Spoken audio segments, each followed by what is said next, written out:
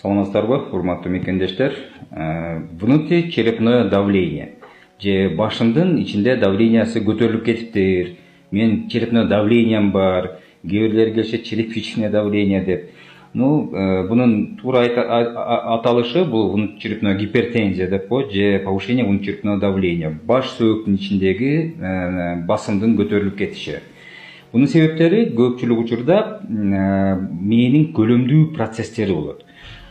Бул ликвародинамика деп мээнин ичинде суюктуктун айланышынын бузулуусу да буга бөгөт коюучу, тосуп калуучу процесстер болот. Мисалы бул ошол эле көлөмдүү процесстерден туберкулёма может быть, же шишик оорулары, абсцесстер, гематомалар, ошогон көлөмдүү процесстер бөгөт коет. Экинчиден, мээге ашыкча суюктук куюлганда, бул көбүнчөсү кан куюлуп кеткен учурларда болот, травмадан кийин же геморрагиялык инсульттардан кийин да, кээде болот ишемический инсульттарда дагы мээнин отектун эсебинен мээнин ичиндеги давлениясы көтөрүлөт, бул баш сөөктүн ичиндеги давление. Будан сырткары острый гипертензивная энцефалопатия деп коет, резкий гипертонический криздер деп болот бул нерсе.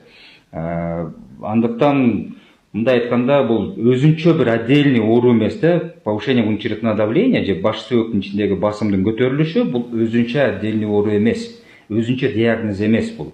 Бул көбүнчөсү башка бир курч мүнөздөгү реанимациялык мероприятияларды талап кылуучу оорулардын андай бир белгиси болуп эсептелинет. Синдром деп коет башкача айтканда. Андыктан эгерде сиздерге жөн гана башым ооруду деп барсаңыз, неврологдор сизге черепное давлениеңиз бар экен десе, бул 99% случайда туура эмес. Андыктан башка бир неврологдун мнениясы үчүн башка бир неврологко консультацияга кайрылганыңыз дурус.